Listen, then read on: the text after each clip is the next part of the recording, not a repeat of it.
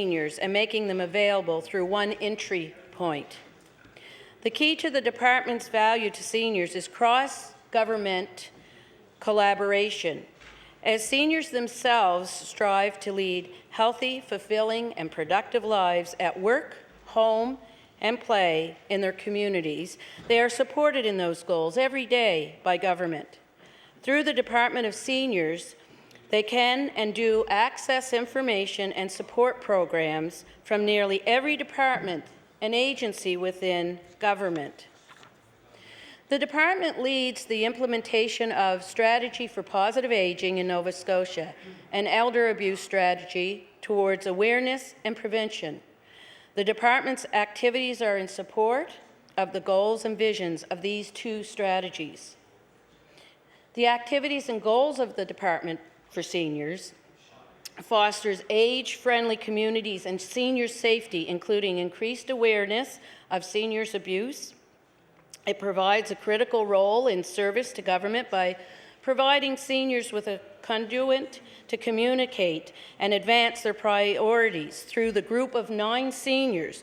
It's an organization that includes seniors in a consultative role, and also in partnership with its federal counterpart, the department acts as a liaison between Nova Scotia seniors and their peers in other provinces on shared interests and challenges.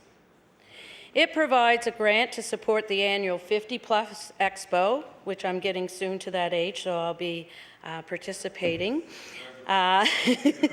Few more years, but it's getting there. And we have over 7,000 visitors to the 50-plus. It's a wonderful event. There's a seniors art and photo gallery and supports of other senior-oriented events and programming.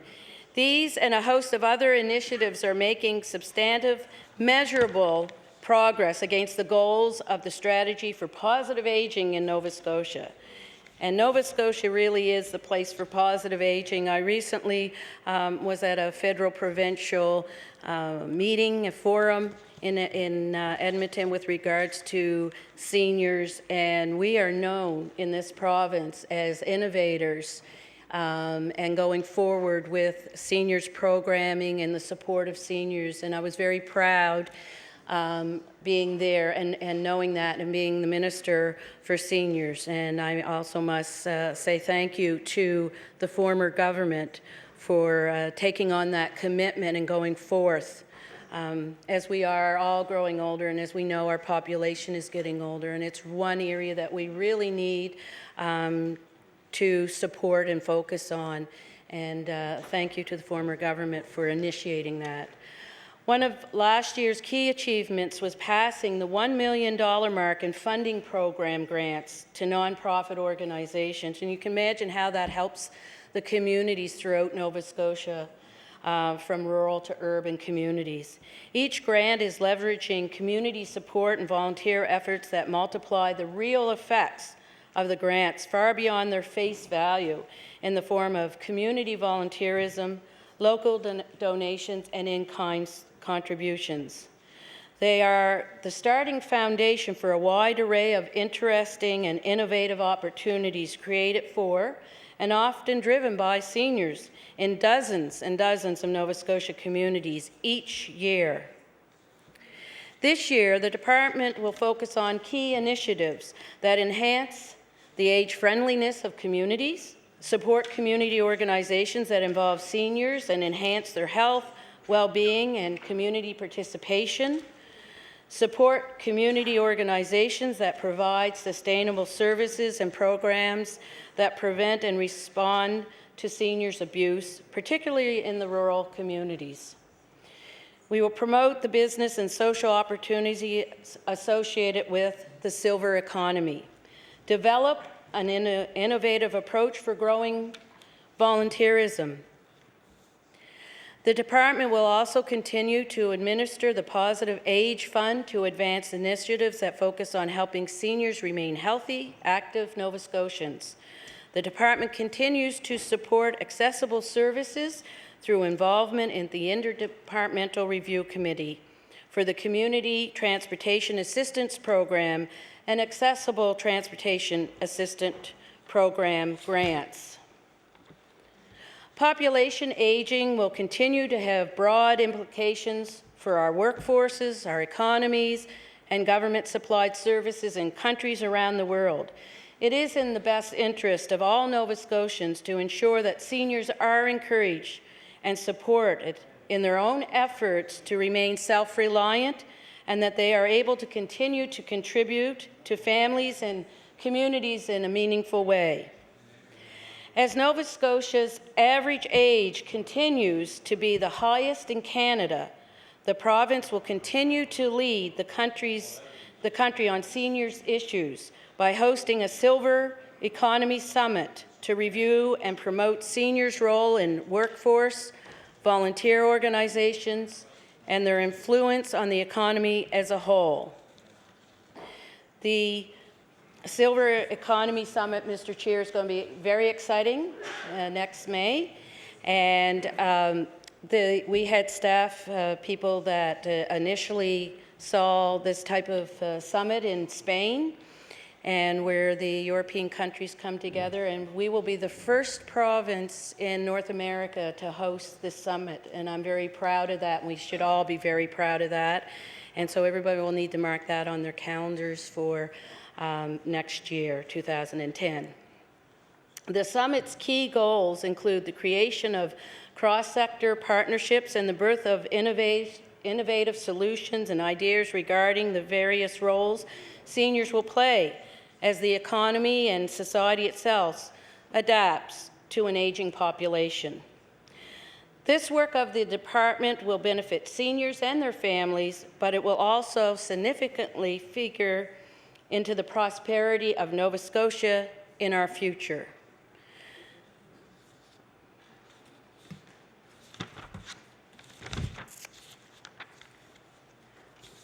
Next, Mr. Chair, I would like to talk about the work of the Disabled Persons Commission. The Disabled Persons Commission advises policymakers on the needs of people with disabilities and provides research and support services to the community on disability issues. The Commission focuses its efforts on 5 key areas, Mr. Chair: education and awareness, building and dwelling accessibility, research and policy analysis related to disability supports, the employability of Nova Scotians with disabilities, and improving the administrative capacity of the Commission. The Commission produces statistical reports that help us better understand how people with disabilities live and work in Nova Scotia. This year, the Commission will produce separate statistical reports on education, employment, and income. The Disabled Persons Commission partnered with the Human Rights Commission and Collaborative Partnership Network last year to host a conference on developing a human rights framework for inclusive education and employment of people with disabilities. Over 100 people attended last year's event, and the committee is hard at work to host a follow-up conference on December 3rd of this year. Here are a few activities the Commission has underway presently. The DPC is working with Communications Nova Scotia to ensure that all provincial government websites are accessible to persons with disabilities. We are working with the Public Service Commission to review the sign language interpreter services policies.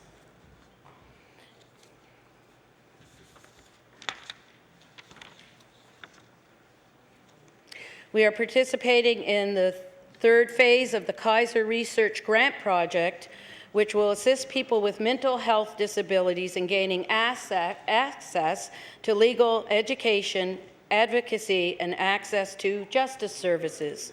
And we're also co-chairing the Nova Scotia Partnership on Respite, Family Health, and Well-being with the Advisory Council on the Status of Women, another one of my responsibilities. This committee has developed and conducted 5 workshops across the province on respite for families of children and adult children with chronically high needs. The committee is in the process of developing a 6th workshop on the Eskasoni First Nations Reserve. The Commission is also very involved in promoting employment opportunities for persons with disabilities that would include paid employment, supported employment, and volunteering. To that end, the Commission has been working with community groups and the Department of Labour and Workforce Development to develop a labour market strategy for persons with disabilities.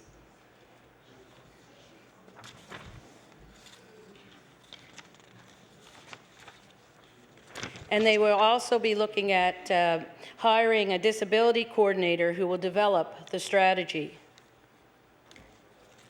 Mr. Chairman, I would also like to say that in my role as Minister responsible for the Disabled Persons Commission, I chair the Coordinating Committee of Ministers Committee.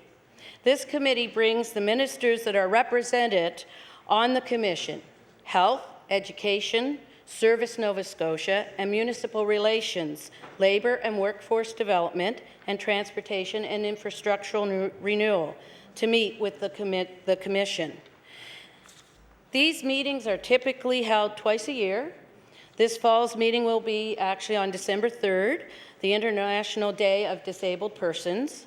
These meetings present an opportunity for the Commission to identify issues of concern from the disabled community and to also give ministers a chance to brief the Commission on activities within their own departments that are of interest to the disabled community.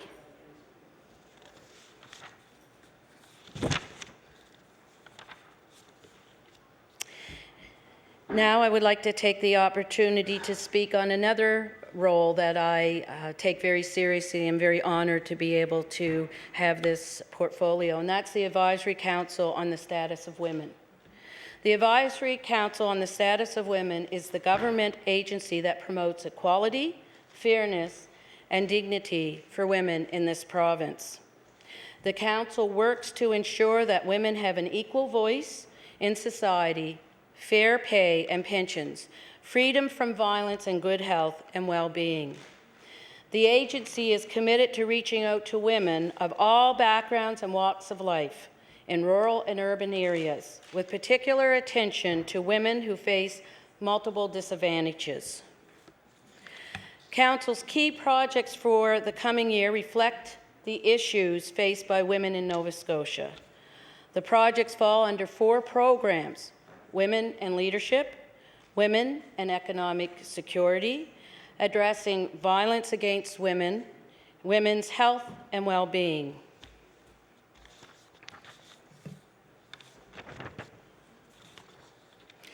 Under Women and Leadership, Council will continue its work to increase the participation of women in all their diversity and public decision-making. The agency does this through the Nova Scotia Campaign School for Women and by encouraging women to participate on agency, boards, and commissions, roundtables, and at events across the province.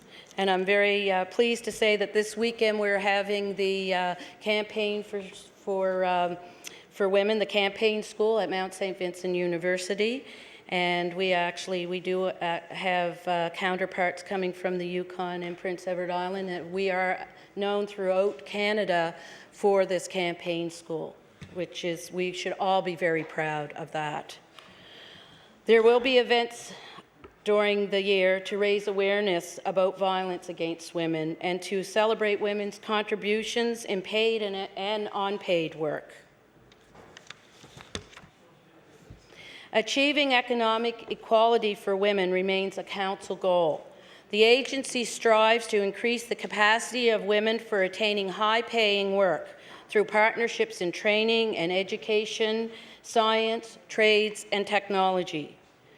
Council launched the Bread and Roses Bursary earlier in 2009 to benefit women who are beginning or continuing their studies at the Nova Scotia Community College in sciences, trades, and technology.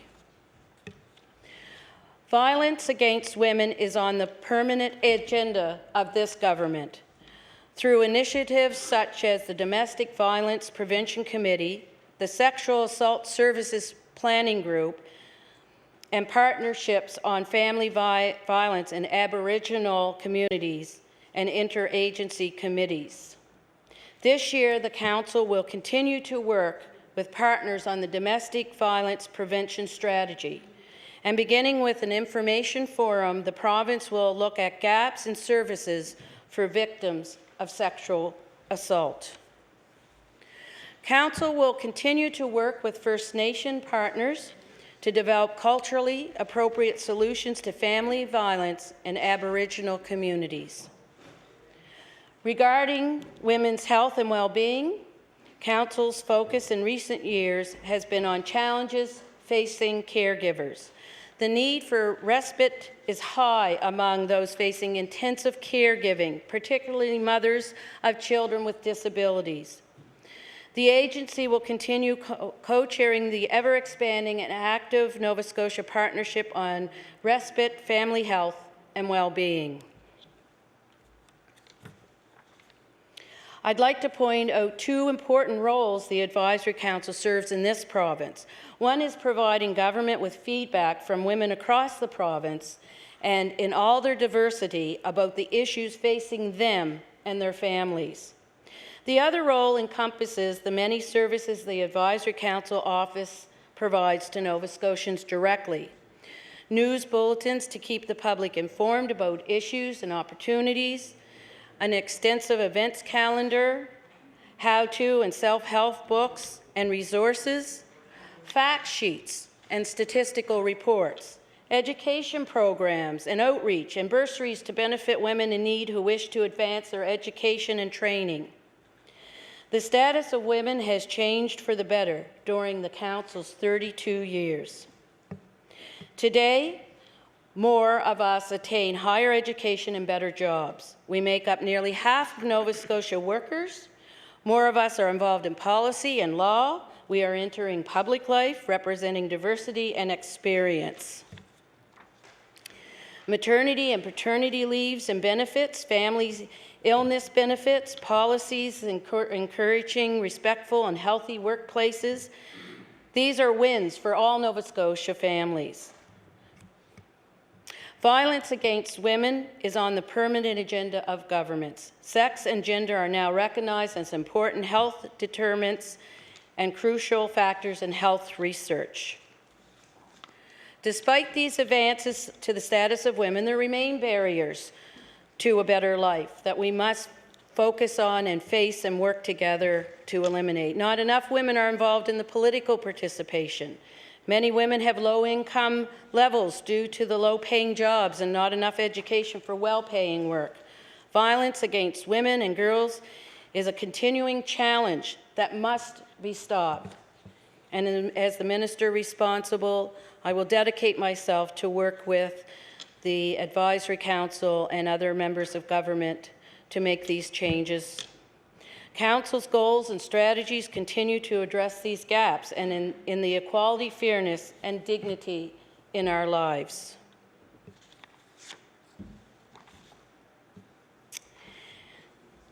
As you can see, Mr. Chair, my shared responsibilities interconnect and even overlap with each other. I want to take this opportunity to thank all employees in the departments and agencies for which I am responsible for their hard work and dedication on behalf of the people of this province. Also, Mr. Chair, I want to thank you and my colleagues for your attention to the 2009-2010 budgets of Community Services, Seniors, Status of Women, and the Disabled Persons Commission. And as I go forth as the new Minister of Community Service, Minister for Seniors, the Advisory Council on Women, and also persons with the disabilities, I can say here today very honestly that I am committed to serve the people of Nova Scotia and work with my government to make a better life and to invite people to talk to me and to consult, because at the end of the day, we're here for the same reason, for the people of Nova Scotia, and we have to take that attitude to work together to make a better life for all Nova Scotians. Thank you. Thank you. The chair now recognizes the Honourable Member for Cape Breton South. Thank you very much, Mr. Chair, and it's a pleasure to rise and have a few remarks on the estimates E2 for the Department of Community Services, and listening very closely to the Minister for the last while. And one of the things that she did say was she wasn't satisfied with the $6 increase in the assistance levels, and I said to her then, when I sort of interrupted the conversation, and said if she's the minister, she can change that. So if she's not satisfied with it, we would expect then to see a larger increase in the assistance rates. In other words, it's not good enough to just wax eloquent about what you really feel. If you feel that that increase is not enough, then minister, change it. I want to also thank the Minister for giving us a lengthy overview of her role and the role of her department. And I might say at the outset that the Minister is new and the NDP government is new in Nova Scotia. So I'm going to perhaps confine my remarks to where I think this department should be going in the future, and remind Nova Scotians of some of the comments of the NDP members opposite when they were in opposition regarding community services. And Mr. Chair, you know, the Community Services Department in this province has been very much an evolution, I guess, over the past 100 or so, or 150 years, from the Elizabethan poor laws to the charity laws to the poor relief rolls to welfare to socialist services and now to community services. And while that process has been evolutionary in name changes, it certainly hasn't been revolutionary in changes to the people's lives that need the assistance in this province. The continuing assistance to those in need in our province is a concern to a lot of Nova Scotians. Unfortunately, Mr. Chair, the people that we're dealing with in this particular department don't have the kinds of advocacy that most groups have. Matter of fact, they have very little in the way of advocacy, except perhaps elected officials. Unfortunately for these people, they don't have big unions to look out for their interests, nor do they have corporations that look out for their interests. They have themselves, and sometimes most of these people, more often than not, are struggling to make ends meet from one week to the next week. And it's those people, I think, that are looking for a direction from this government. They certainly have high expectations that this government will change lives for the better in terms of assistance to those who need public support. Now, some people, Mr. Chair, have suggested to me that the NDP has abandoned their support for the poor of this province. They've abandoned their support for the disabled. They've abandoned their support for the aged. Very little in the last election, Mr. Chair, was even mentioned about the poor of this province. Very little was mentioned about those groups that are out there that don't have that advocacy that I'm talking about. The NDP changed direction in order to get elected to government in Nova Scotia, and it worked. They did get elected, but I think that and I see one member shaking his head over there. Well, he can shake it all he wants, because I'll tell you that there wasn't anything mentioned down my way about the people needing community services. Rather, the NDP seemed to have moved ideologically to the centre, and perhaps in some parts, in some people's minds, even a bit to the right. And that's unfortunate. I hope over the period of time I'm proven wrong, that the NDP will realize they have a responsibility, as they said in opposition, to those in this province who can't defend themselves, and those in this province that don't have an advocacy. Now, let me say this, that in terms of housing, the Minister mentioned some of the housing programs they have. We have a Cape Breton Island Housing Authority that looks after the housing needs and public housing needs in my area, Mr. Speaker, or Mr. Chair, and one of the basic problems with that authority is that it's a first-come, first-served basis. You put your name on the list, and when your name comes up, you get called. No regard to need. Need doesn't come into the picture, and the people who work in that department will tell you that need doesn't come into the picture. It's first in the door, first into a unit, if a unit is available. Unfortunately, there are hundreds on the waiting list in my area, and the member from Cape Breton Nova knows full well the problems with people trying to access public housing. I think that a major change in policy direction is needed there, Mr. Minister.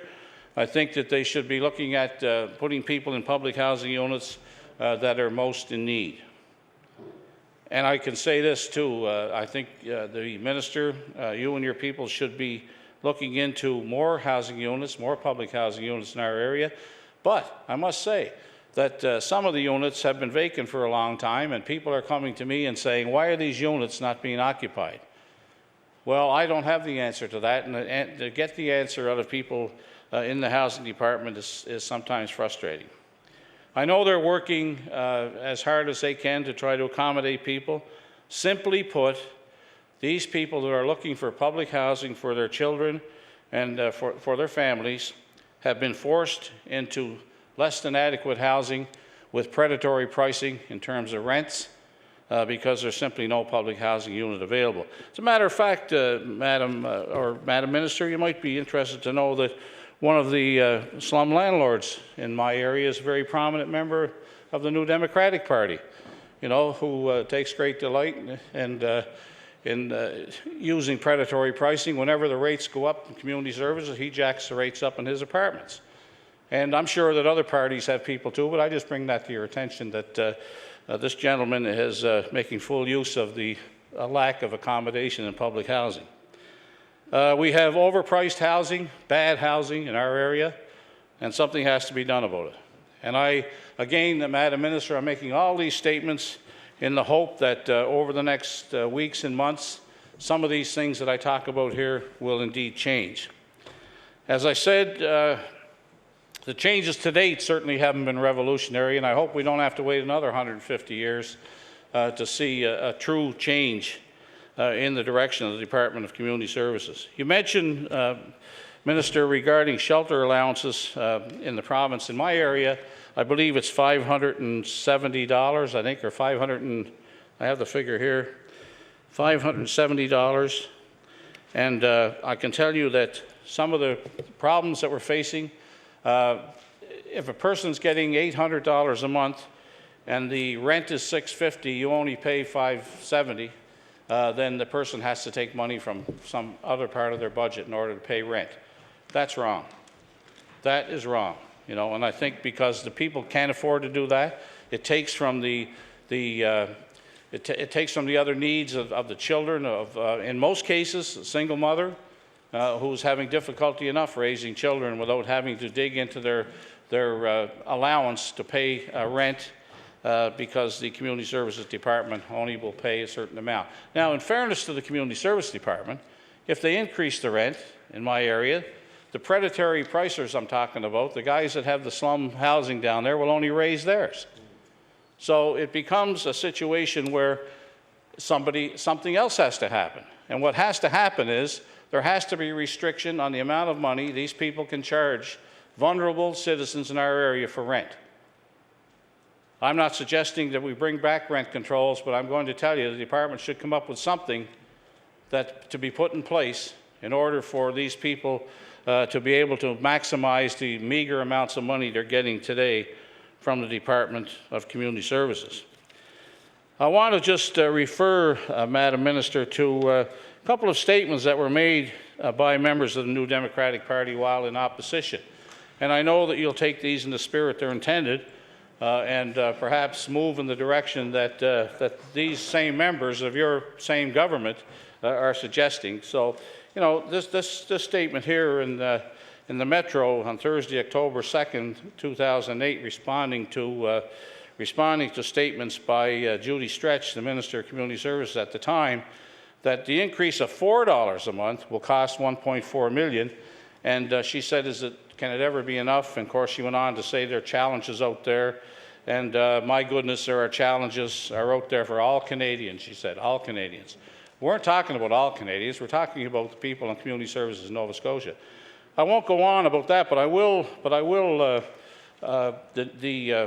Dartmouth North MLA said at that time that the $4 hike will have no impact with the rising costs of electricity, oil, gasoline, and food is considered. And to quote him, we're in for a real tough winter for a lot of people. That was a member from Dartmouth North, a member of the New Democratic Party, and a person who I believe really cares about people in this province, and that's been evidenced by the statements he's made while he's been on this side of the House. Also, comments from 2004. Welfare hike, a disgrace, NDP member says. Welfare hike, a disgrace. And I'll go on, this is from Amy Smith, provincial reporter at the time. And the allowance rose Friday to $184 for recipients who are renting or boarding. This comment from the Minister of Education, it really just highlights how impossibly low that allowance is, Ms. Moore said Friday at Province House. It just throws more shame back in the province for not responding in a responsible way to the extreme needs of people on community services allowance and per diems. And it goes on, but I want to quote the last of this article, and I quote, "It's impossible to live on that amount of money, so they're relying on food banks, community groups, friends, neighbors, family." Ms. Moore said, "It's disgraceful in this day and age," close quote. That was the Minister, present-day Minister of Education. In opposition, she felt that way, and I congratulate her for feeling that way at that time, and hopefully that she'll feel that way again when the Cabinet comes to make some decisions as to the future of the people that they're now entrusted with as a government. So I go on, Madam Minister, to talk about the personal allowances that people on community services are expected to live on. Now, anybody would expect somebody to live on less than $10,000 a year in this province. And then some people are living on the less than $10,000. Now, I don't care what budget restrictions you're having problems with now, and you alluded to that. I don't care about the direction the government goes in other areas as much as I care about giving people a living wage in this province, a living amount of money that they can buy the necessities of life, that they don't have to go to food banks, that they don't have to depend on neighbors and relatives and everything else. And I'm talking about in this day and age in this province should be taking a serious look at where it's going in its treatment of those who need help in this province. We still have child poverty in this province. And this province should be looking at, this government should be looking at alleviating child poverty in this province totally. And it can be done if the political will is there to do it. And you know what? I always thought the political will was there with the NDP when they were over here. You know, but I haven't heard the minister say that. What I heard the minister say was, all they're doing now, and what I heard the minister say is, we don't have any money. Well, it's a priority that we look after those in need in this province. It's not a priority in my mind and in the minds of most Nova Scotians that the Department of Community Services ends up at the end of the year with a surplus. A former minister of the previous government got up in his place over there, and he said that the reason people are on assistance in this province is that they don't have enough money. Now, there was an enlightening statement, you know. And the second statement he made while he was minister, that people who are on community services benefits should perhaps eat more pasta. You know, I mean, and then to add insult, he got up and congratulated his staff on coming in with a surplus. Imagine, the Department of Community Services congratulating each other and coming in with a surplus, the people in that department. And I said from day one, until in addressing this issue, and thank heavens that the previous government realized they had the wrong person in the wrong job there and changed direction there, albeit too late. But I can tell you that my feelings on that whole matter were simply that you have to have the political will to change the lives for the better for Nova Scotians. You can't sit back and say we can't do it, you know. Do we need to take a look at minimal incomes in this province? Do we need to take a look at guaranteed incomes in this province for our people? Do we need to take a look at guaranteeing that children don't go to school hungry or that children have adequate clothing? You know, there are a lot of children in this province who still don't have that. You know, and people turn a blind eye to it, but I see it in my constituency. The member from Cape Breton Nova who was in the chair a minute ago, sees it in his constituency, and I'm sure that other people do as well. Cape Breton West. And it's not hard to do. We're not reinventing the wheel here. It's all it takes is some political courage. It takes the will to provide better housing for people. It takes the will to do away with predatory pricing on rents from some people in my area who should know better, but are making money off of this. It shouldn't take much to look after the disabled amongst us and provide the necessities of life, including the transportation problems they do have. It shouldn't take much except political will to do all of that stuff. And I could go on and on about the various other groups that are impacted by decisions made by this government now, but previous governments in the past. Now, Madam Chair, Mr. Speaker, or Mr. Chair, Madam Minister, I might say that it's getting late in the evening. I might say that not as late as Thursday night is right. Say that, you know, I would hope again, let me say this, I would hope again that this government is feeling its way along as it respects the problems that people on low income are having in Nova Scotia. I hope that there is somebody there convincing the minister and her department that more has to be done for those who are vulnerable.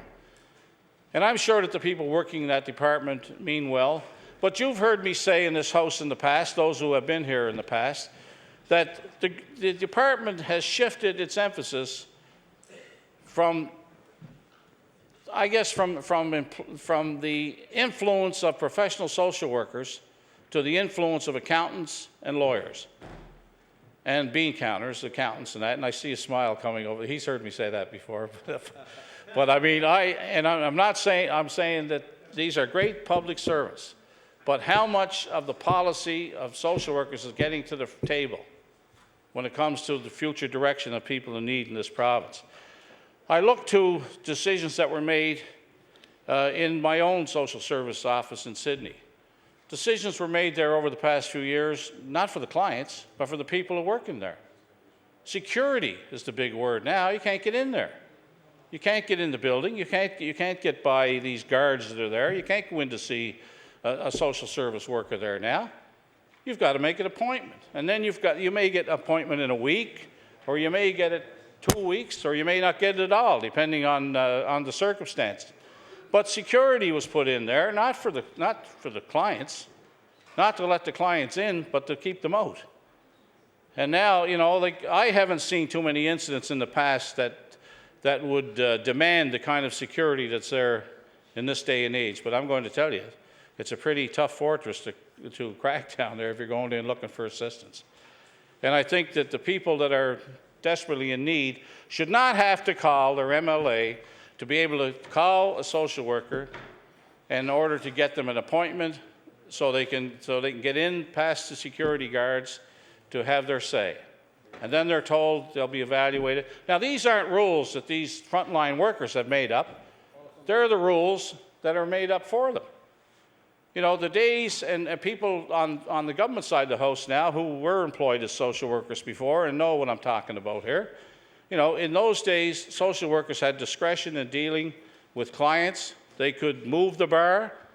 They could look at a situation and say, this person deserves more funding, so I'm going to give it to them. I'm going to give this person an opportunity to climb up a little bit. Do you know what it is now? Do you know what it is now? It's all computers. Everybody's a number now. It spits out an amount every month, and that's all you get. Now, in fairness, every once in a while there are special needs programs that are put into place which help.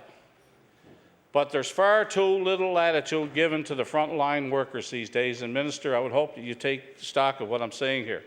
I think the decisions made at the local level should be more the responsibility of the local workers and not head office, I guess, for lack of a better word, or Halifax. You know, I think the people deserve that, and I think the social workers deserve that latitude. They're overworked. There is a serious situation in Nova Scotia, particularly with certain groups of people, the disabled, single moms with 2 and 3, 4 children trying to exist, trying to get by. Some of them, by the way, have gone out to work and only to find that every dollar they make was being clawed back, or that they were being investigated, or this kind of stuff. And I think even the caregiver allowance, that's right. But I guess what I'm saying to you, Madam Minister, what I'm saying to you is this, that I believe there is an opportunity, since you're new as a minister, since this government is new, there's an opportunity for you to take the advice of some of the people I mentioned earlier, who are all good people. I know the Minister of Education believed what she said when she was on this side, and the Minister of Health, used to wax eloquent about these problems when she was over here. And she's a social worker and knows of what I'm talking about.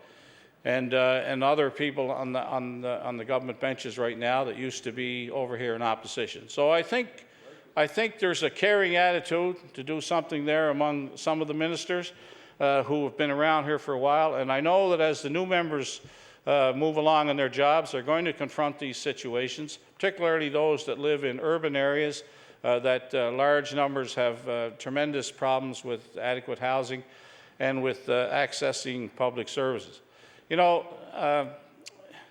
At one time, the largest number of people who used to call me on a daily basis were people looking for work. And that's not the case now. The case is I'm getting calls from single mothers who can't afford housing, who have children. I'm getting calls from seniors who don't feel that they have a voice anymore, that they need assistance and the assistance is not there for them.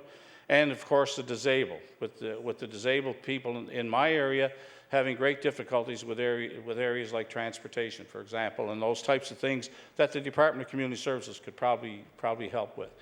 So there are a number of problems, and as we move along, Madam Minister, I hope that your department will take these to heart, these few remarks I'm making this evening, and I don't know whether I'll get a chance again on Friday or Thursday to speak again about some particular things that I'd like answers to, but I think in fairness to you, you're new in the job, and I think what I would like to do here is just plant the seed of change, I guess, for the Department of Community Services once again. I've done that in the past, and I know the members over here, my friends to the left of me now, not ideologically, but to the left, yeah, to the left, seated to my left, have heard me make this statement when they were over there.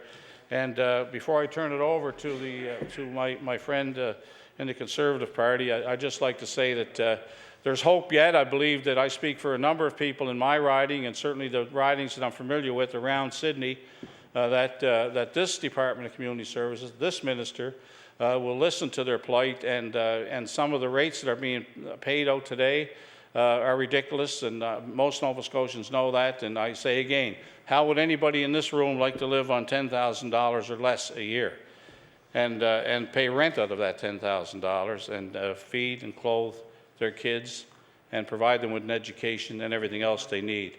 So I just leave that with you, and thank you for your time, Mr. Chair, and I'll turn it over to my colleague to the left here.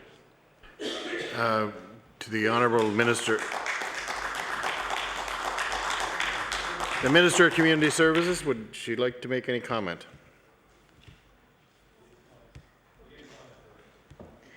I would like to I would like to thank the honourable member for his comments. I certainly realize the difficult situation that we are in, and it's extraordinarily challenging for all of us. And that's why I've mentioned that for me, putting politics aside, and we have to work together as a team, and I know that you have a role to play in opposition to bring forth those issues that are dear to your heart and dear to Nova Scotians. And but I want you to know that our government is committed to help the most vulnerable and to help Nova Scotians. It is really a challenge, and as I'm sure that the former government of 10 years of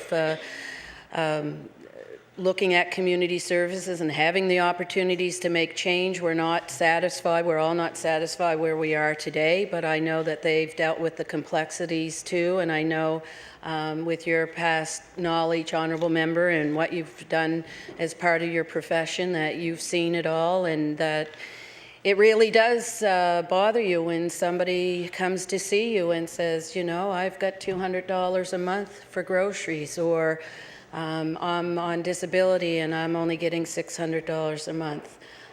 It's tough, and we really need to work together. And I'll offer here today, if you have any suggestions for me, outside these doors too, feel free to let me know, because I'm one person who has wonderful staff and wonderful colleagues, but we need to listen from all sides in order to learn and to go forth and to work together to try to make those changes. And of course, finance always comes in. That's the tough one. That really is the tough one.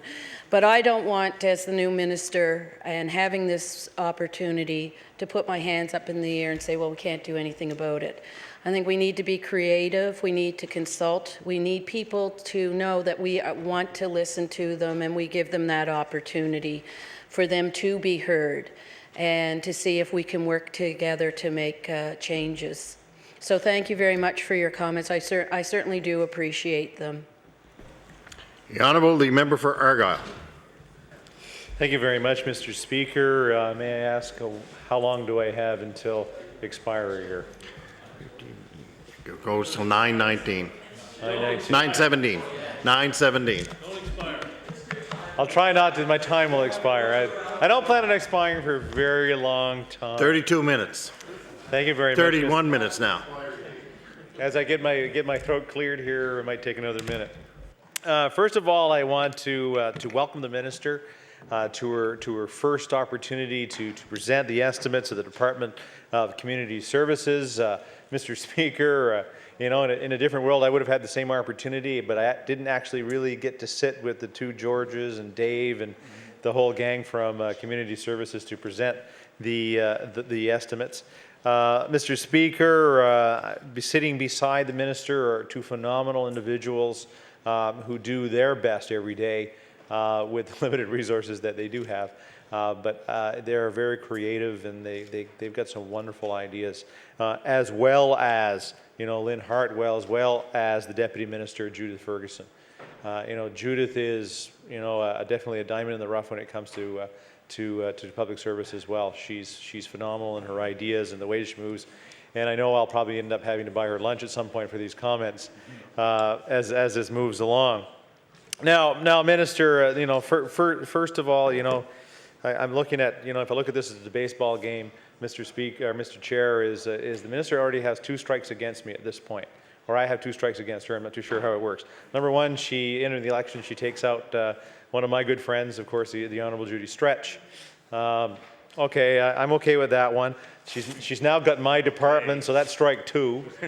So I think hopefully now here on strike 3, we'll have to work on answering some questions and having her commitment that I know that any previous minister has had is to actually, I have to bring Judy out for lunch too. Take Judy out for lunch after that. But ultimately to do the best that the minister can do, you know, with this wonderful department, but this challenging department.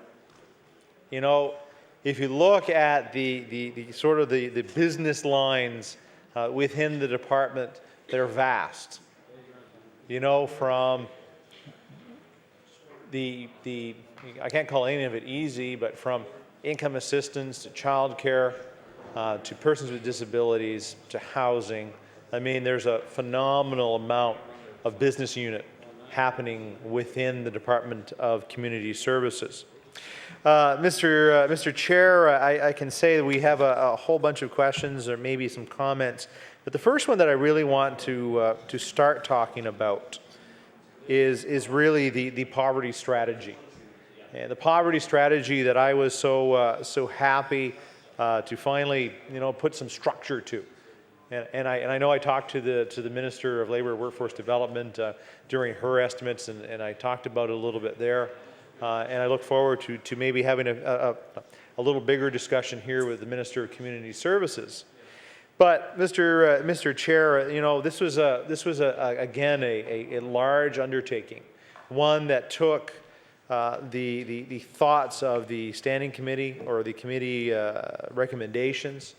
So taking from those grassroots community individuals to try to find a focus. You know, everyone from Clarendon Rugby Show to the other members of that board, you know, it was a range of disability to seniors to children to, you know, is how to bring all of those things together to truly look at that path of helping these individuals move from one point in their lives to a better point in their lives. You know, and what are those pathways in which to get there? So by putting these things together, you know, also having this committee working interdepartmentally with basically 3 different departments, and then putting a piece of document together, that one that we can sort of anchor ourselves in time, and then move forward. You know, to break the cycle of poverty by creating opportunities for all Nova Scotians to participate in the prosperity of this province and enjoy a better standard of living. Now, you know, and I'm going to quote a little bit from the document, and I could table one later on, but I know the minister has a copy of this document, which I might say it was difficult to find another copy of it on the main site of Community Services, but fortunately the search engine does work, that I can still create copies, and of course I still have a copy of my own sitting at home. But the website wasn't clear on where the poverty strategies fits within government. And I don't know, maybe that was it sort of moved around a little bit within the departments, or if it's off the main site. But it was actually difficult to locate on the main site. But like I said, change doesn't come overnight. This is going to be a multi-year program that builds on the $155 million of investment that our government sort of put into focus, that we're hoping that this government takes the ball and continues to run with it. You know, in the past 3 years, our government was able to put over $200 million into helping Nova Scotians, helping those Nova Scotians that need it so much.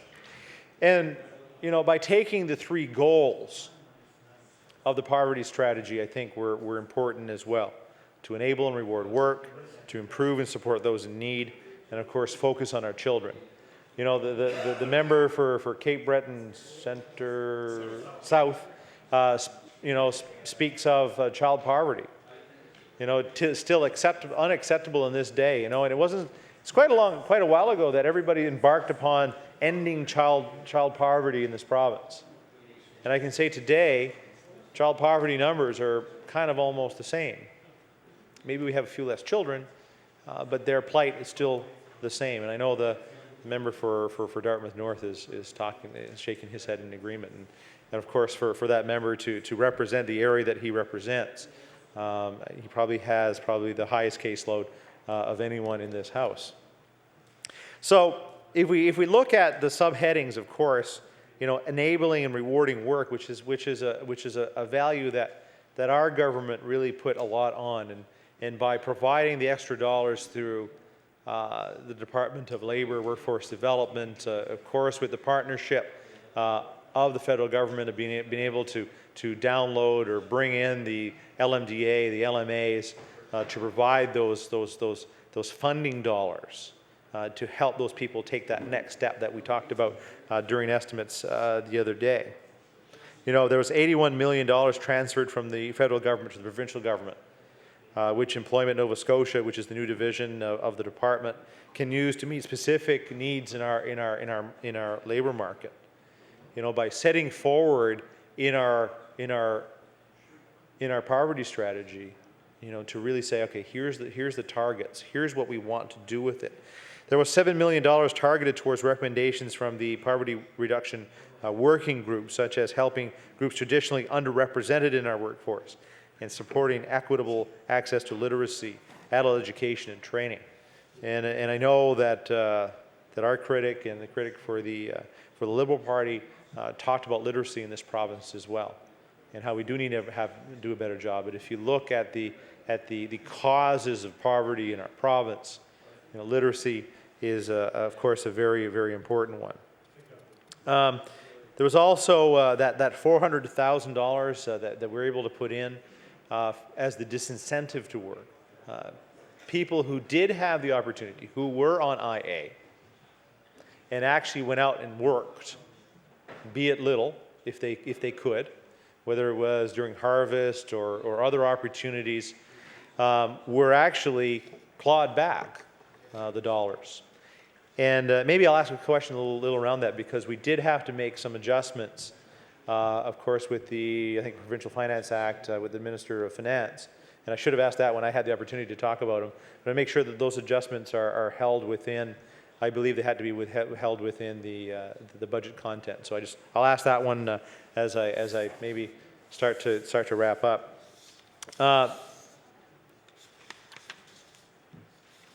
Improving supports for those in need, I think, was the one that of course, took a lot of time to get your head around. It's a lot broader than saying we need to provide more dollars. Who are those focuses? We do need to begin that review of the Employment and Support and Income Assistance Program, because the program that was created 40-some years ago, does not work in today's world. We need to take that program, and I've used this a whole bunch of times, is to basically blow it up and see what comes out of it. What's the phoenix that's going to rise from the ashes of this program? Because this program really has come to its end. And I know that I'll be there, and I know that other members of this side of the House will be there to help the minister look at the redesign of the Employment Support and Income Assistance Program, because, as much as each individual office across the province continually sees and works with people in these situations, we tend to see those same people when income assistance or what have you has said no. So we have some clear examples of, had this income threshold changed, or had this situation changed, or had this been taken into consideration, then maybe that person would get the help that they need. So there's a wealth of information in this House. If I look for the member from Cape Breton, who had the opportunity to in a whole bunch of life, to be a frontline worker in his case, to be a mayor, to be an MLA. He has seen probably every case that possibly could come across the desk of an MLA or the desk of a minister. Increase income assistance allowances in line with the rate of inflation. And I know we could probably spend hours and hours about where IA really needs to be. And I remember, and the member was quite correct, I remember the $4 days, when the department was allocated some dollars, and once you crunch the money, once you crunch it and you go, wow, that's not a lot of money. But would it be right or wrong to provide that money? So I think, we as a government went forward and said, all right, listen, if $4 is what we got, $4 is what we're going to go with, knowing of all the other programs and things that were going on at the same time. But even if we go with LICO or we go with some other comparative, what is the right number? For a single individual, for a four-person family, what is the number that we would say could provide them with a good level of living? We can't provide them with everything, but what is that level? And that's going to be a tremendous challenge, because you're going to have the advocacy groups that are going to continually ask for more and more and more and more. But at the same time, by giving people tools, by providing them with that reward for work, maybe there's a number in there that truly makes sense. I could spend lots of time talking about the increased availability and quality of affordable housing, and I can say I was very happy with the housing agreement and the way that it was being structured, with the dollars that were going to be flowing from the federal government and being matched by the dollars from the province. And when you're talking about, I forget the total numbers, maybe I'll ask that in a minute, but with hundreds of millions of dollars, I think I can't remember the number, Dave, and I apologize for it, but we have a lot of housing stock that truly needs adjustment, fixing, and new roofs and new heating systems, and it just goes on and on from there. But we need more. We need more housing. I can take my constituency for example. I have 3 seniors' homes. We probably have a number of homes, so single-family dwellings, but that's a handful, very small handful. The housing stock, whether rightly or wrongly, was put in my colleague, the minister, the member for Yarmouth's riding. So we need to have a addition to our system, and we need to be a little more balanced in where those homes are going. And I know I've had that discussion a whole bunch of times with the department, and that'll be a tremendous challenge for you as well. Because what you'll find is that not only will we be pushing for homes in our areas, but so will the group behind you, and the department has its own ideas too. So it'll be a tremendous balancing act to make sure that those residences, apartments, rooms, whatever they end up being, will be placed in the most appropriate place. Again, community services is a wealth. It's a wonderful and challenging and frustrating place to be. So the first thing I would probably to ask, and I'll let the minister ask a few questions over the next 19 minutes, will revolve a little bit around the mission and the goals of the Department of Community Services. So I wanted to maybe let the minister comment a little bit on the poverty strategy as it stands today and how we've presented it, and how she's going to be taking that football and running with it as the next number of years go on. The Honourable, the Minister of Community Services. Mr. Chair, I would like to say thank you very much to the honourable member, and I have to tell everyone a little story, though. My first day in community services, when I sat at my desk, I opened a note from the honourable member wishing whoever was the new minister the best of luck, and he spoke about his commitment to the department and his time there, and how he certainly appreciated the staff.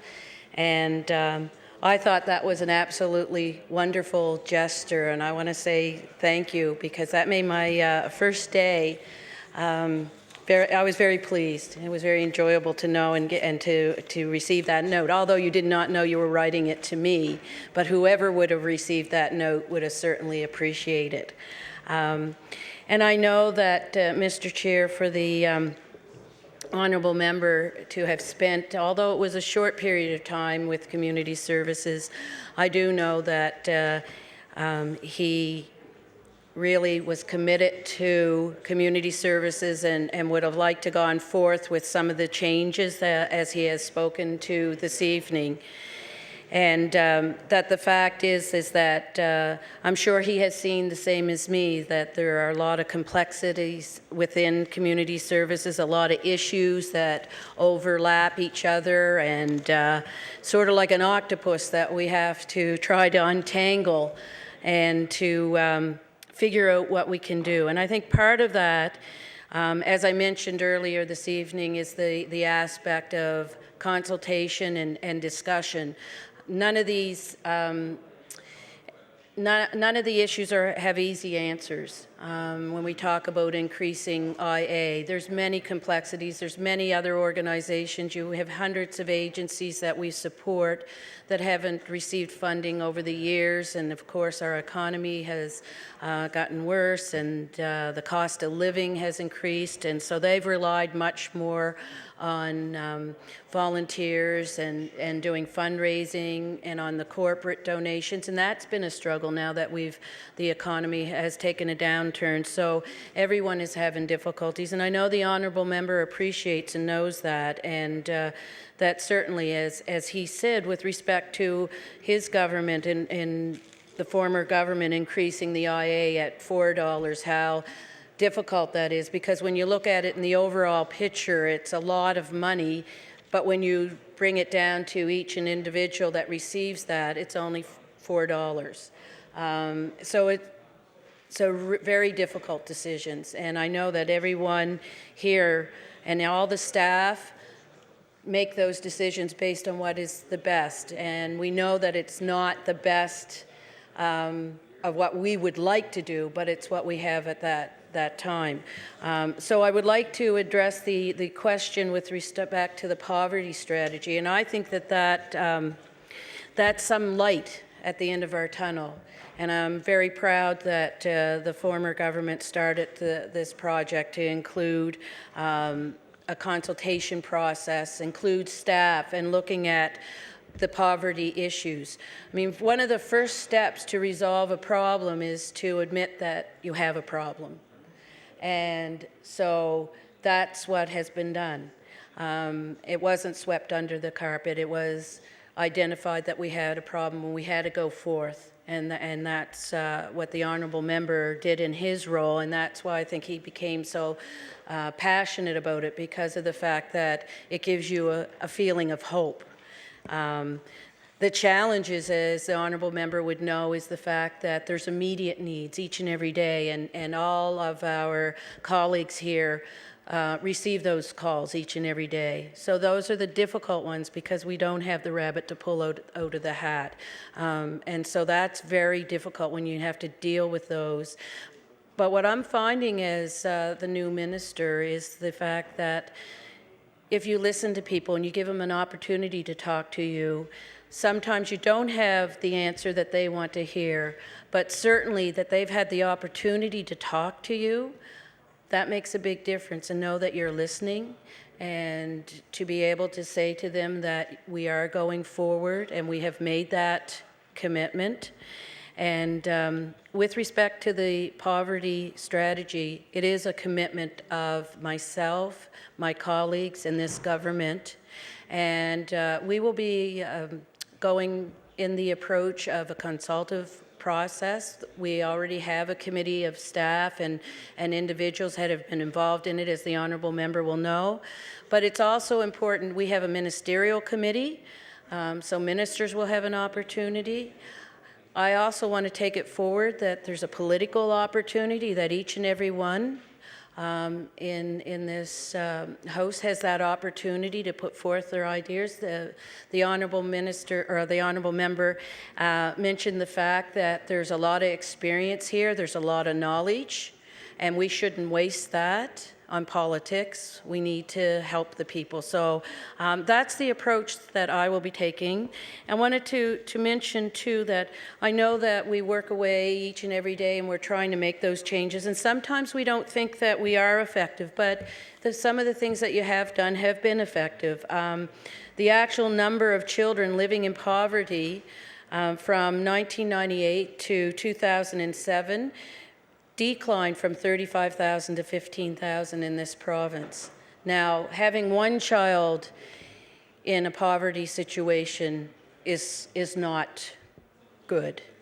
No one should live in poverty. However, their efforts, I know in the mix of everything else that takes place in the negativity, but the efforts have been made, and we are seeing something happening in that area, and that's important for us to keep in mind, because when you're working on any type of strategy to make change, you have to keep that hope, and you have to know that you are making a difference. So the government has been moving forward with initiatives and investments, and as we talked about, is little steps, but they will make a difference in the long run, and that's increasing the income assistant personal allowance and looking at that under the strategy. We know that that's not enough, but what can we do to increase that? Where can we find the financing to do that and make that commitment? This is, of course, I'm sure every one of you respect this. These are early days for us, about 107 days. I know our friendly members across the way keep reminding us, but 107 days, we have made those commitments through the GST or the HST being taken off of heating and going forward with those type of programs. And as I said, one of the struggles is the fact of doing things immediately, and the challenge is sometimes you can make those mistakes doing it immediately, and that's why we have to be very careful, and we have to be able to be working together on the strategies. And some of the other areas, of course, is the increase in qualifying income for Nova Scotia Child Benefit and the Children's Low-Income Pharmacare Program, the housing stimulus, and it's $128 million over the 3 years. Investment in skills and training programs through labor and workforce, and an investment in the subsidized child care spaces. So, you know, like I said, sometimes we don't think we're making a difference because there's so many issues out there. But differences have been made over the years. But I'm very excited about the poverty strategy, the ESIA redesign. It's going to make a difference for many Nova Scotians, and we want their input. We're not always going to have the right answers, and that's why we need to discuss it together. And these issues have to be discussed in length because they're so complex and they affect so many people. There's just not one straight decision. It's really not black and white. It comes to multi-colors in your decision making. And one of the things I think the honourable member will be very pleased to know too is that the poverty coordinator has been recruited, and that's very important to have somebody who's focusing on that role and helping us. That will be the person that will be pushing us forward, and that person will be a part of our staff at the end of October. So I will be extremely pleased to welcome that person aboard. And so as I mentioned, I would like to offer to the honourable member that for him to know that we have that commitment and we're going forth. And once again, I invite you to provide me with your knowledge base, your experience, and your suggestions. Thank you. The Honourable the member for Argyle, and you have about 5 minutes. Thank you very much, Mr. Chair. Thank you very much for that update. I think it's phenomenal that we'll have the person in place. I'm sure that Dave and Lynn Hartwell and the people in the department will be happy to have someone in the department focused on the poverty strategy, because I know they're being pulled in 100 different directions as well in order to keep the boat in the water. You know, we talk about percentages, and you know, the issue of child poverty is one that, yeah, we've done a lot of work. You know, and as much as I'd like to take credit as a previous government for really making those changes, part of that change is really because we're having less children. The population of children in this province continues to go down. You know, as families are having one child, or you know, in some cases no children at all. So one part of the poverty strategy knows that this is happening. You know, so we need to continue to focus on that issue, but we need to focus on the broader issue as well, which is the housing issue, which is, you know, the valuing the work and all that. You know, to give you an idea, I mean, right now, you know, poverty statistics, you know, based on the 2006 LICO, you know, this is the before tax or the after tax low income cutoff.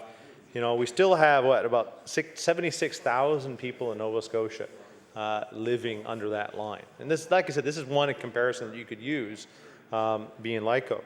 Number of children, there's 16,000 children living below that line today. The largest percentage, of course, is between 18 and 64, which are 57,000 people. You know, right now there's 3,000 is an estimate of number of seniors over 65 living under that LICO cutoff. You know, so low income, depending on where you put it. But and I forget the exact amount that LICO actually is, but I think it's sort of below that $12,000 cap, or somewhere near there. And Dave's looking at me, and I know I will have to ask that question. What's LICO? Because I quite forget what the exact number on LICO is. Yes.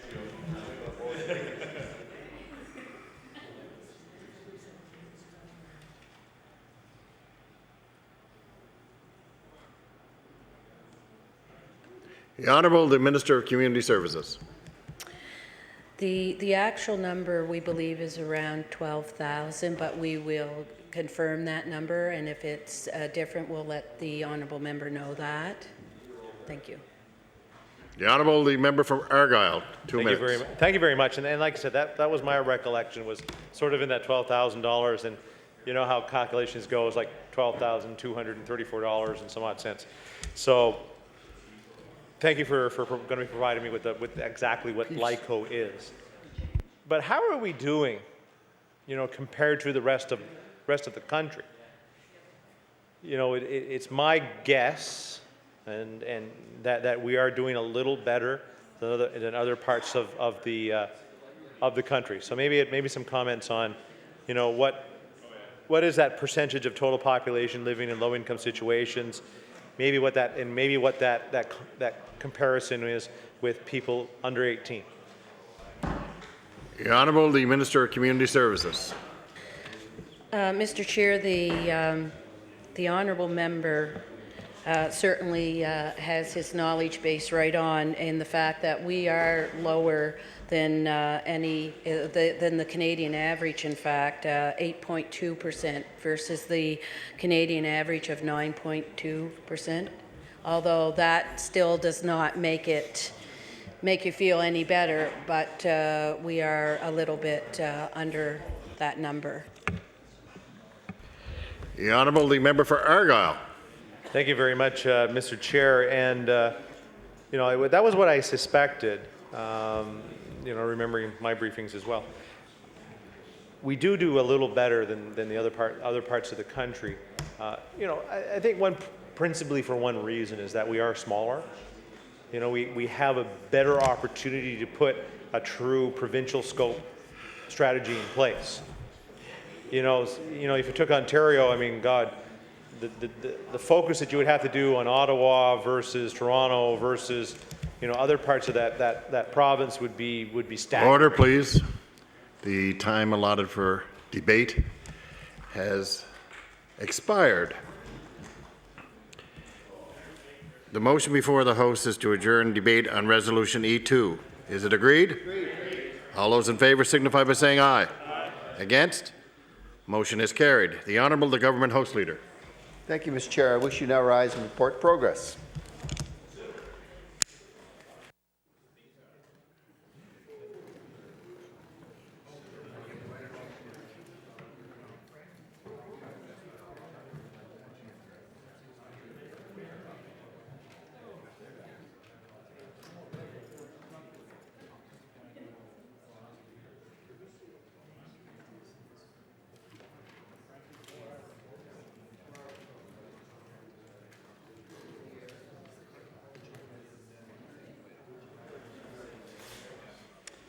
The Chair of the Committee of the Whole House and Supply reports. Committee has met, made progress, and begs leave to sit again. Carried. I'll recognize the Government House Leader. Thank you, Mr. Chair. And I'd like to call bills for second reading, please. Bills for second reading. Bill 1. Bill number 1. I believe the honourable member from Hants West was speaking when we last adjourned, and I'll have to check on the time, but you're the honourable member for Hants West. Thank you, Mr. Speaker, and it's an honor to rise tonight again to speak for a few minutes on the bill. I know there are others that do also want to speak on this, so I don't plan to take a lot of time, but just a few more minutes on it perhaps. And carrying on to discuss, as has been mentioned earlier by this bill, Bill number 1, protecting those who protect us, and that's something that's kind of sticking. But just a few of the topics, and looking through the bill fairly closely, and some of the things that come out of it, the fines and the enforcement, and a number of things have been talked about. The fines was an issue when I was reading through it, thinking about, you know, it's more than just the fines. Doubling the fines will not solve the problem, and nor will that be an incentive for people to slow down in this situation. I don't think so. I don't think we're going to have great impact from simply doubling the fines. Probably good to have in there for those that we do pick up over time. They probably one-timers if the fine's significant enough, but how significant is the fine if somebody is injured? So something that needs to be considered. The enforcement issue, again, in reading through the bill, it talks about an empty lane between the incident and the traffic, and kind of curious to how that will be managed, and we'll look forward to hearing more on that from the minister and from the member from Sackville-Cobequid who spoke the other evening when we debated this bill about some of the answers to some of the questions that had been raised, and that will be one of interest. I think if you polled any emergency service worker out there on the streets today, they would probably tell you shutting the road down would be the most ideal condition that you could get, because it does guarantee their safety as far as oncoming traffic or passing by traffic does go. So that would be the answer. Now I know that the drivers don't care for that. Everybody's going somewhere, I guess. If they're driving to work certain times a day, that could be somewhat difficult to do, but something that should be considered in the debate of this bill as well, and as it makes its way across to law amendments and so on, and much more discussion, and maybe other people and workers coming in to talk about this bill and offer their 2 cents worth. But it's going to be a bit of a tricky piece within the bill to manage that traffic. And the other is, I think it was brought up maybe by the member for Clare about the enforcement piece. Who's going to manage that? Are we expecting that there would be a member of the police force or RCMP, depending on where the incident took place, that would leave the scene to go and chase down the would-be speeder and somebody breaking this law? So that will be another piece that we'll look forward to hearing about. One of the other questions I had about the bill was, how did we reach 60 kilometers an hour? Was that from the research that was done, and is that adequate? Given that 60 kilometers, 6 kilometers, 100 kilometers, it doesn't really matter if a worker is hit, Mr. Speaker. It's going to create life-threatening damage or kill somebody, regardless of that speed. So it'll be interesting, I think, and there'll probably be some questions to how we got to 60 kilometers an hour. And again, maybe the member for Sackville-Cobequid, who I know did an extreme amount of research on this bill, will, I'm sure, take the time and explain maybe how that comes about. And I think there'll be a great deal of discussion on that, and there'll be a lot of folks offering that 60 may indeed still be too high, especially if we see some EMS workers coming in to speak to this bill and to offer their opinion on it, that it could still be too high and doesn't really do much to prevent the injury. Again, they would, I think, mostly speak to the fact that blocking the road completely off, shutting it down, would be ideal, and I don't know if that will be considered in this bill or not, because I do know from being out there and being on the streets, working around vehicles that have been damaged, or other type calls that happen to take place on the side of the road, whether they're heart attacks or whatever it may be, the fact that you're still out there in all weathers and all seasons creates the same problem. And that problem is for the oncoming or bypassing motorists to consider what's going on and to slow down or to stop, whatever the situation requires. Again, once you have an ambulance on the scene, a fire truck on the scene, a police car on the scene, things become very congested. And it becomes very difficult for traffic to move either way, whether they're going by you or otherwise, safely, whether there's a third lane or a second lane or whatever the situation may be. So I would certainly hope that considerable thought will go into and consideration to stopping traffic. And I don't know how specific you can get in the bill in this piece of legislation to defining when it may be an appropriate time to stop traffic. I know that it happens now. When there are accidents on major highways, we see traffic halted and diverted entirely, sometimes for 4 or 5, 6 hours and more, depending on the severity and the mess that's left behind that must be cleaned up. And I know we've all witnessed that as we've traveled around the province, and unfortunately I've witnessed it one too many times in my years on the street, and that's unfortunate. Again, on the 60 kilometers, I hope we have considerable discussion on that speed limit, and continue to think about that and closing the road. And I would anticipate that there should be a lot of people that would come in through the law amendments on this bill, the number of workers that are out there and the number of organizations that actually are involved in or affected by a bill such as this. So again, I'm not going to take too much more time tonight. I do know that there are others that want some time, and but I do want to. I did want to speak just for a few more minutes on it, and thank the minister for bringing it forward. Thank the honourable member who's been working on this for a number of years. It's good to see this bill before us, and I look forward to it getting through law amendments and maybe some comments there and coming back and further comments at that time. I could speak probably a lot longer on it, but as I said, there's a lot of folks that want to speak to this bill. So, Mr. Speaker, with that, I'll thank you as well for the opportunity to rise and continue with discussions this evening. Thank you. Thank you, Honourable Member. I'll recognize the Honourable Member for Kings West. Thank you very much, Mr. Speaker, and pleased to rise this evening to speak on the bill brought forth by the Minister of Transportation and Infrastructure Renewal, a bill that had its birth and its development with the member for Sackville-Cobequid, and one which is a natural one coming out of his background and his interest in the protection of those who are involved with ambulance service, firefighting, police work.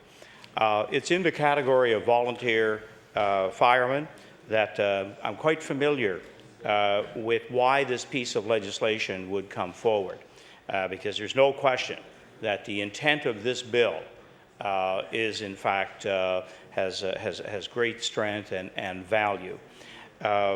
As a member of the Kingston Volunteer Fire Department for 15 years, half of those years were actually dealing with traffic control at fires, accidents, and incidents that the department was involved in. I was a member that lived a considerable distance from the fire hall in the village, roughly about 3 kilometers. And as a result, I couldn't make the first 3 or 4 trucks, and so I kind of had to find a role. I had certainly gone to fire school and done a couple of levels of firefighting, but I found my role with doing patrol work at the fire scene. And one of the frightening aspects of standing there in the road with a flashlight and a vest is all I had in my first days. Eventually, I made sure that I put on full bunker gear with stripes that were visible for quite some distance. But when you're standing there in the road and you get people who are just really coming to take a look at what's going on, and they whip into to those scenes, and sometimes you have to work at cautioning them and getting them to slow down. We've been fortunate generally here in our province that we haven't had casualties at accidents, fire, and incident scenes on our highway. But we know that that's not the case in some other provinces. and especially areas with large populations, high volumes of traffic. We know that accidents have taken place. And in fact, those who are serving the public in the roles of police, fire, and ambulance service, in fact, have been casualties. So it is a good piece of legislation.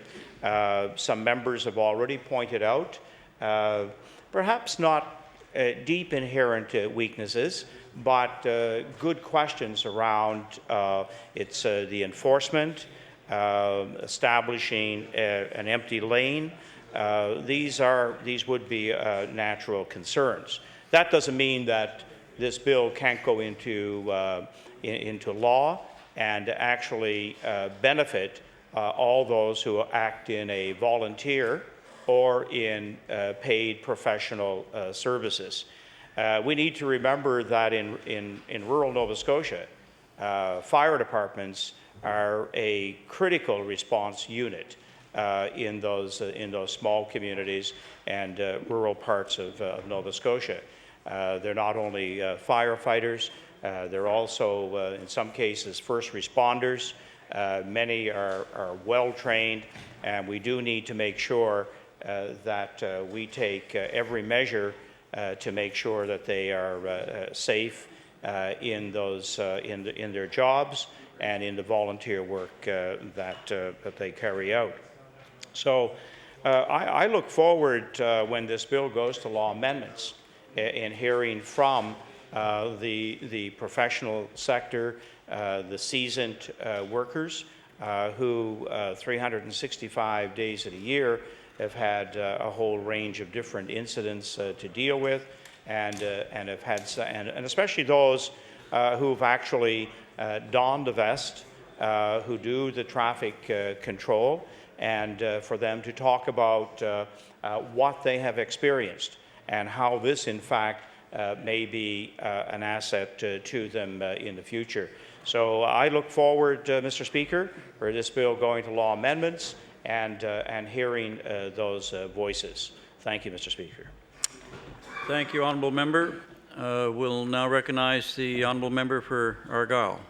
Thank you very much, Mr. Speaker. It's my honor to stand today and talk quickly to Bill 1. And I'm going to talk a little more from experience on this one as well. As the members know, I'm a volunteer firefighter, have been for the last almost 15 years, and have had a lot of opportunity to assist at fire scenes and, of course, accident scenes at the side of our highways, especially in Southwest Nova Scotia. And my story begins in 2000, I believe it was 2005, but it might have been 2004, on Halloween night. And as we know, in many areas of the province, that there's always a prankster or two that like to go around and light fires in the middle of our roadways. And for years and years in Argyll, more specifically, there's always a fire going on. So the volunteer fire service basically goes on full-time status for that evening to run from one end of their district to the other end of their district, putting out pallets on fire, tires on fire, whatever it may be in the middle of the road, so that, of course, the traffic can continue along. And that's not just the Eelbrooken district, which I belong to, but as well as West Pumnico, East Pumnico, Surratt's Island, Hubbard's Point, and Merrill's Hill, and Wedgeport, Plymouth fire departments. All of those fire departments seem to have a number of calls during that night, putting out fires. So if I go back to that Halloween in 2005, we had a fire on the 103. And Mr. Speaker, I can say that I wasn't on the full-time crew, so I decided I would, if they needed help, then I would go along. So got the call just near the Glenwood exit on the 103, tires on fire. Somebody had pulled out of the Crowltown Road, which is just a sort of little back road there off the side of the highway, put some tires on and scooted up as fast as they could out of the way. So along comes the Ilbrook and District Fire Department, and that night, of course, there was the chief, Hector Babin, Malcolm Madden, Mike Surratt, and I can't remember if Charles was there and Albert was there, but they seem to be the regulars on the trucks as well, and Junior Dulong. And in the midst of putting out that fire, well, let me say for that there was a first call that they went to, but there was a second call of a man down. And I can tell you as a firefighter, the hair on the back of my neck stood up, because that's not a normal call. You get a call for a fire and might get that second call because you didn't get enough men mustered, but you never get a call for a man down. And I can tell you, my heart stopped. And even today, I still feel thinking about that night. So I got in my car and got to the fire scene, which is about, I don't know, probably about 8 kilometers from my house, off the highway. I just live right off the highway, so it was easy for me to get there. And when I arrived there, there was a scene that I really didn't expect. You had our firefighter on the ground. You had a car pulled off to the side. You still had half a fire going because they never really got to put the fire out. A fire truck on the side of the road with all the lights going. And you had the firefighters around the firefighter who had fallen, you know, keeping his neck in C-spine, making sure that he was not bleeding, waiting for that ambulance to come. Junior, at that time, if it was 2005, was I think 60 or 61 years old, and had been hit by a car. He was at the front. I believe he had the hose. And the car came along and did not see the truck, did not see the lights, did not see the commotion, nothing. And the driver is a person that I knew. And she can actually say, I didn't see anything. I was just driving down the road like I normally did, heading home after a gathering in Yarmouth. So the lights were going, there was a fire in the middle of the road, and she still missed it. And our firefighter, my friend Junior Dulong, was down. And he ended up going to the hospital. Well, actually, let's talk about that. I go to the guys who are attending to our firemen. Happened to be our chief that happened to be there. And I got to say, Hector's a pretty strong guy. Been to a lot of fires, been lots of accidents. But when I looked down at him, because I was sort of the free guy, I just got there, you know, where do you want me to go? I looked down at him and I saw the most scared look that I'd ever seen from a fire chief. I said, are you doing okay? And all I got was just a shake of the head like this. At the same time, the RCMP were getting there, so I said, do you want me to take over? I took over from that scene. Got the RCMP to do C-spine. I got my firefighters out of the way because they were, at that point, they were toast. You know, they had just seen their firefighter, our friend, get thrown from one side of the road to the other side of the road, you know, in a 15-foot arc. You know, why did that happen? And what could we have done as a fire service? What could we have done to make sure that that didn't happen? We made a quick decision after that, and I got to say, Junior's doing fine. Junior recuperated after a number of months, went back to driving the school bus, and by the way, has retired from that at the age of 65. But what could we have done as a fire service? Well, the first thing we started doing, contrary to rules and regulations, is if there's something on the highway, we park the fire truck right in the middle of the darn road. So there's no way, from one direction anyway, that a vehicle is going to come and run over one of our firefighters or one of the paramedics or what have you.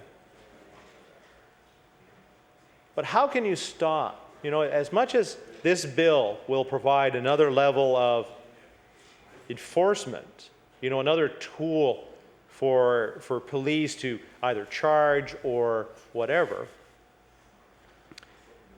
How will this change the fact that at that night, that driver didn't see the lights?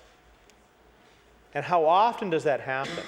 That you're standing beside a road, and I know the member for Sackville-Cobequid and I know the member for Hants West can attest that sometimes those lights aren't seen.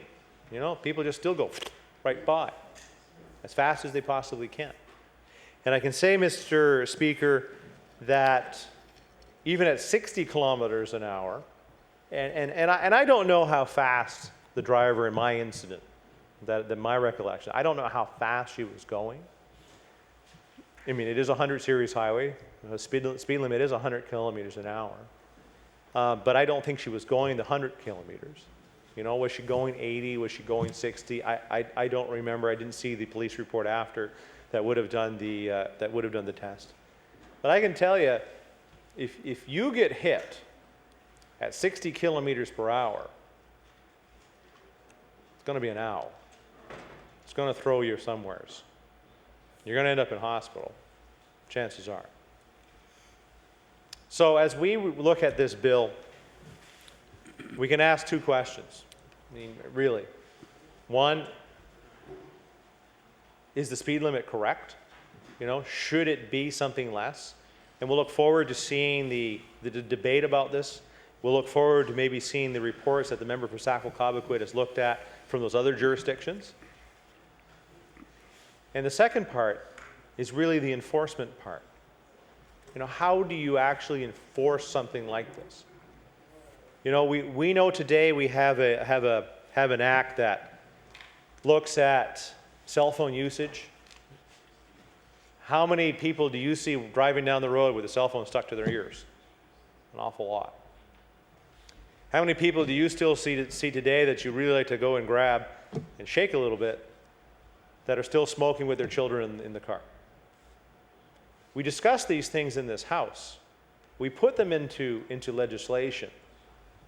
But do we have the enforcement available to us to enact these laws? So we'll be watching closely.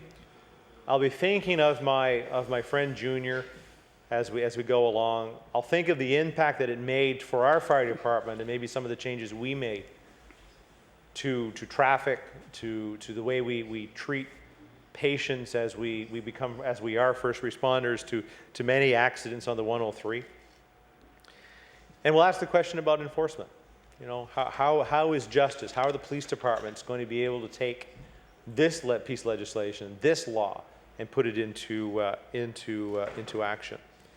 Mr. Speaker, I want to thank the Minister of Transportation and Infrastructure Renewal for bringing this issue forward.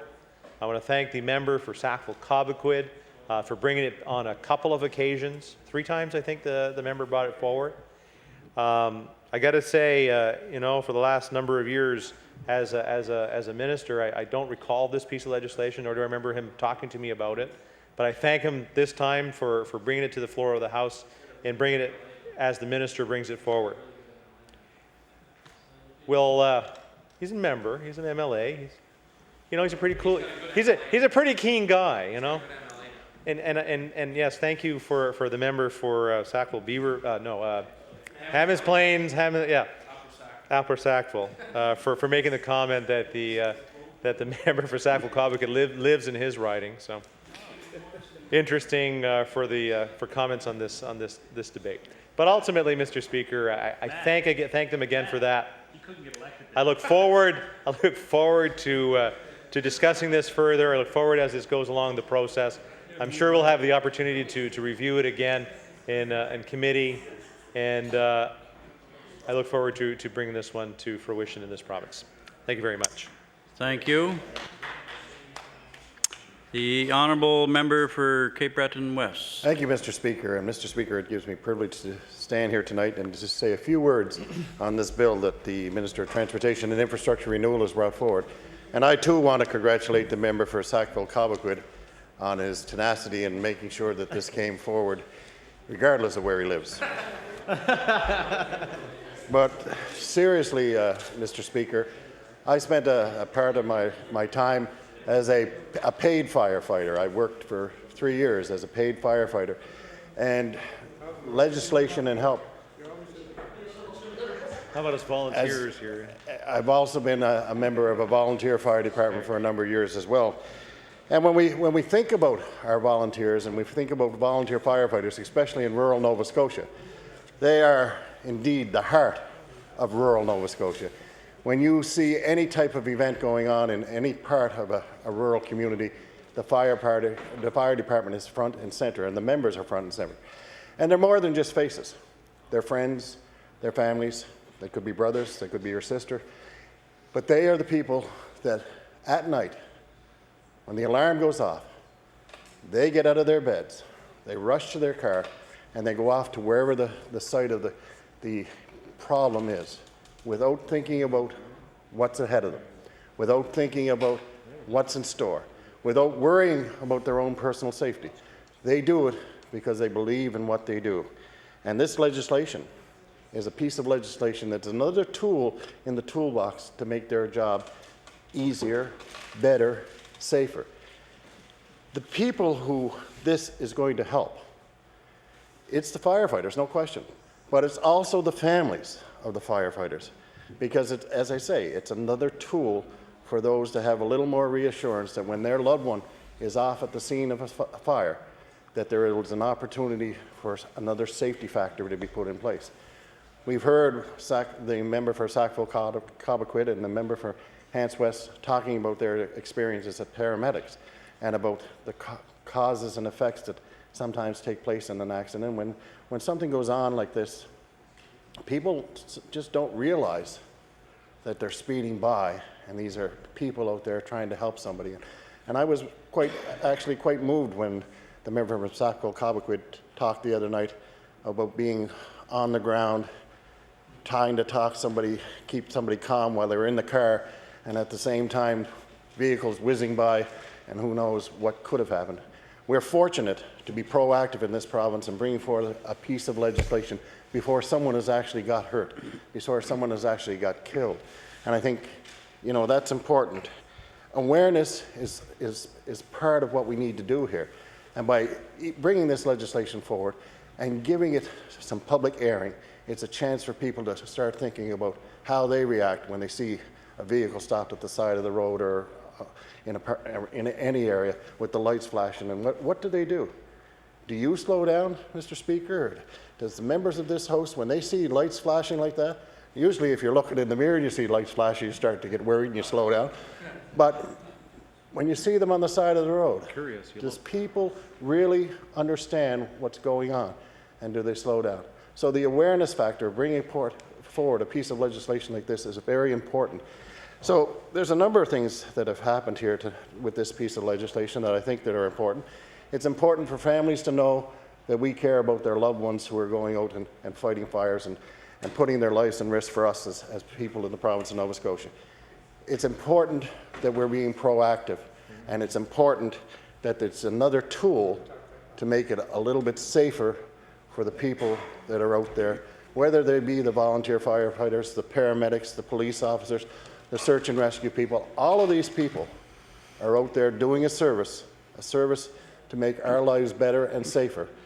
Now, this is a small thing that we can do here in this House to help people who are doing these actions to be safe. Thank you very much, Mr. Speaker.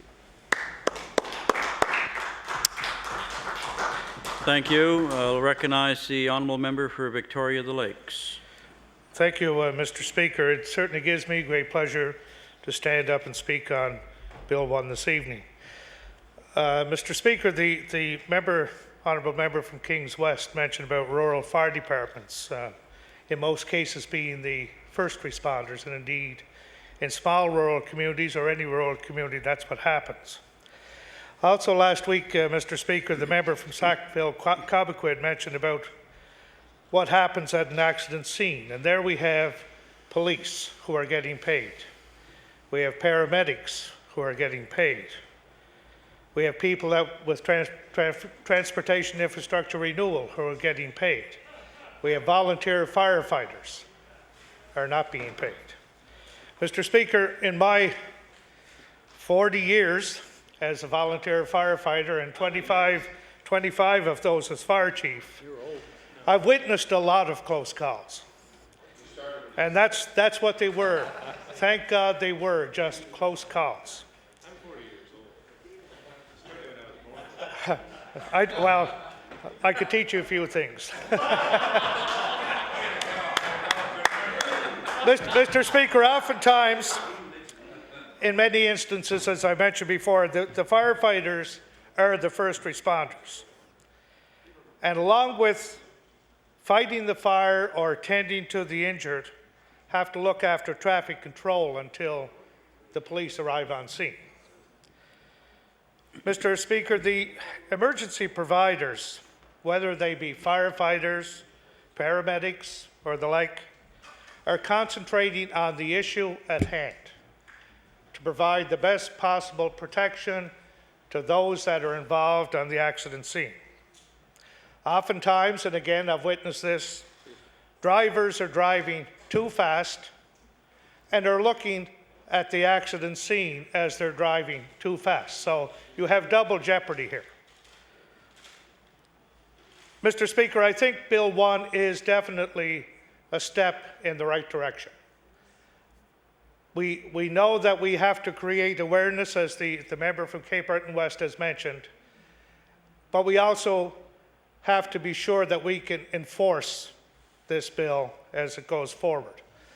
It's good to have a bill, but if we don't have the power to enforce it, to protect those people that are serving the needs of each and every Nova Scotian, it's not going to work. So, Mr. Speaker, I do look forward to seeing this bill go to law amendments, and I'm not sure if any other members are willing to speak, but I'm willing to give up my time now. Thank you very much. Thank you, member.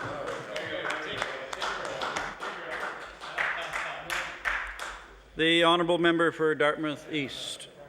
Thank you, Mr. Speaker. I had debated whether I was going to speak on this bill, but I've decided to do so this evening because I do think that this is it is an important bill, and I'm glad the government has brought this forward.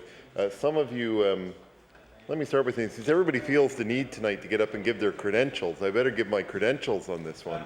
Mr. Speaker, about a week before getting elected to regional council 5 years ago, I got selected for the volunteer fire department. The problem with that was that, of course, they do all their training Tuesday night, so getting selected was about as far as I got. I never actually became a firefighter because council meetings, and now I'm still trying to figure out how the member from Argyle responds to pages as a current volunteer fire department from the legislature. Maybe uses the Department of Natural Resources helicopter or something. Mr. Speaker, this is but in all seriousness, this is actually an important issue. And I actually wish that this bill could do even more. Although I see this as a good start, and I know one of the other members here did suggest that. The thing about emergencies is, there are two problems. There's the people who go speeding by them, of course, particularly on our 100 series highways where they may not see that coming. And Mr. Speaker, I witnessed that the other night. I was coming home in the rain from Inverness on late Saturday night, and there was a car. There, in fact, was quite a serious accident just outside of Antigonish, where I should have stopped as well, I guess. But in all seriousness, Mr. Speaker, there was a very serious accident, and there was a car turned over. I hadn't witnessed the accident myself, but there were two issues. One, there was the group of cars, one after another, that was crawling past to see what was going on and get the view of the scene and the whole bit, which of course creates one set of issues. And then in the lane right next to it, just cars flying by, and at one point I noticed an RCMP vehicle ended up having to stop, and if anybody knows that little bit of road there, and a few of the members may have been through there a few times recently, that there's a set of lights there, and the RCMP officer basically had to take control of that intersection to try and warn people that it was coming, because the situation with the rain and so forth was such that people just didn't see it and they were going by. So Mr. Speaker, we do need to address these issues, and this certainly it does go a step in the right direction. My hope, I do get concerned when I see these amendments, which on principle make a lot of sense, but it's going to come down to enforcement at the end of the day. And it's no different in that respect than the amendments which doubled the fines for people speeding in construction zones and so forth. And Mr. Speaker, what happened there is you still see people speeding by construction zones and causing safety issues because there is an enforcement issue. So my hope would be that if this does become law and this does pass, that there's a good education campaign behind that there is enforcement. But the challenge with enforcement, and I'd like to take a minute to talk about that, is going to be the fact that the emergency responders are attending to the accident. And so there's going to be a logistical issue around. You are not going to have your RCMP or police officers leaving the scene of the accident and tending to the accident to go and chase down the person that has just gone by at 100 kilometers or maybe more an hour. Or has gone by in the wrong lane, as that would be the other option. So my hope is that the enforcement mechanism around this will be looked at by the staff, and that will come down to a burden of proof in the courts ultimately. So some of the things that may have to be looked at would be giving RCMP officers the power, or police officers or other emergency responders, to record license plates and follow up with some kind of a summary offense or other ticket following, because that obviously is a clear limitation in this, and I'm not sure, in fairness, I'm not sure what could be put in the Act that solves that, but there does seem to be an issue around that will almost certainly have to be addressed.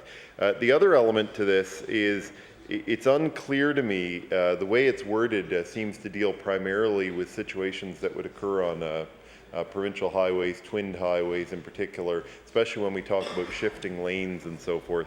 So I am left to wonder how this might end up coming to play on a municipal road, for example, where we have an accident. What happens if we have an accident out here on Hollis Street?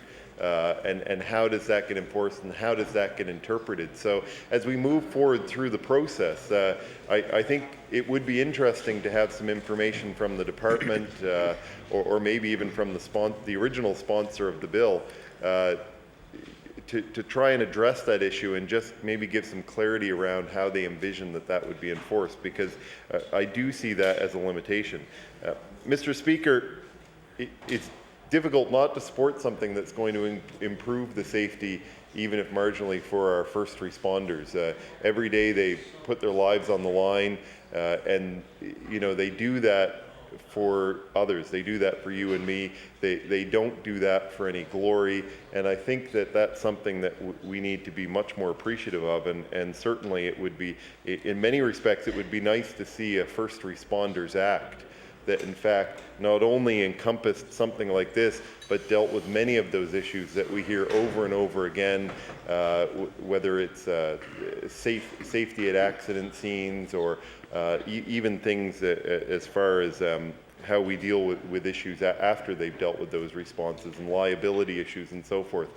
So maybe while this is a nice first step as an amendment to the Motor Vehicle Act, it might be nice in the future if we saw the government, or perhaps it'll be one of the parties on this side of the office, bring forward a public First Responders Act, which could deal with not only this issue but all of them, and roll them into one, and really say to our firefighters, our volunteer firefighters, our police officers, RCMP, how much we value them and how much we recognize their support. Honourable member, I guess because of the lateness of the hour, would you be willing to adjourn debate? I am, Mr. Speaker, I would be happy to move adjournment at this time. There has been a motion to adjourn debate. Is it agreed? All those in favour signify by saying aye. Aye. Those against say nay. The motion is carried. The Honourable Government House Leader. Thank you, Mr. Speaker. Mr. Speaker, I do now move you leave the chair or recess, but I'm going to turn it over to the House Leader of the Progressive Conservative Party for business tomorrow. The Honourable Government or House Leader for the Progressive Conservative Party. Thank you, Mr. Speaker. And tomorrow the hours will be 2 to 6, of course, and after the daily routine, opposition business will be debating Bill number 33, the Public Service Act, and Resolution 168, yard closures. With that, Mr. Speaker, I move motion to adjourn the House. Okay, there has been a motion to adjourn until 2 p.m. tomorrow. All those in favor signify by saying aye. Aye. Those against say nay. The motion is carried. We stand adjourned till 2 p.m. tomorrow.